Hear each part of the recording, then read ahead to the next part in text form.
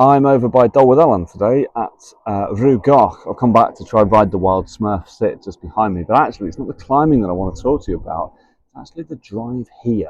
Check out this little video that comes in the top corner of the screen and ask yourself two questions. The first question is, what's the speed limit? This is a little shortcut that you can take from Betws-y-Coed to take down towards Dolwood Ellen.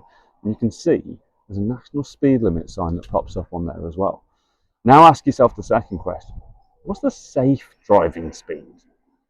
Because I'm pretty sure it's going to be a bit different number.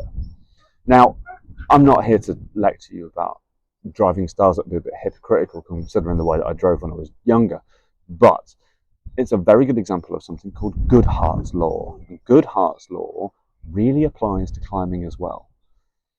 Goodhart's Law was originally written by a British economist many decades ago, and it basically says that when a metric becomes a target, it ceases to be a good metric.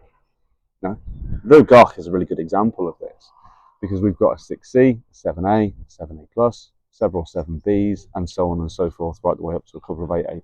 It's a really hardcore little venue. And as we progress, we tend to go through the grades and we tend to improve as climbers using the grades as a bit of a metric as to how well we're getting on. Fantastic, I've climbed, White Rider. Wow, done a 7A+. Great, look at my progress. But if that grade then becomes a target, then it ceases to be a good measure of whether we're actually any good, whether we're actually improving. Same thing happens in physical training too. Say, for example, that I want to try ride the Wild Smurf, and my fingers are uncurling off the holds. I need stronger fingers. So I measure my fingers, I can pull to 40 kilos, I go away, I do some training, and I can pull to 45.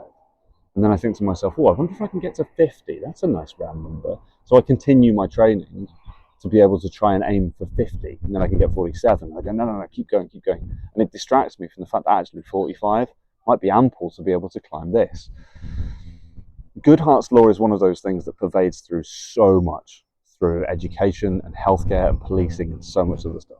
But it's very, very relevant to climbing too. Thankfully for you, I've written an article about it on the Resource Centre on prowesscoaching.co.uk. Goodhart's Law. Check it out. It's well worth a look.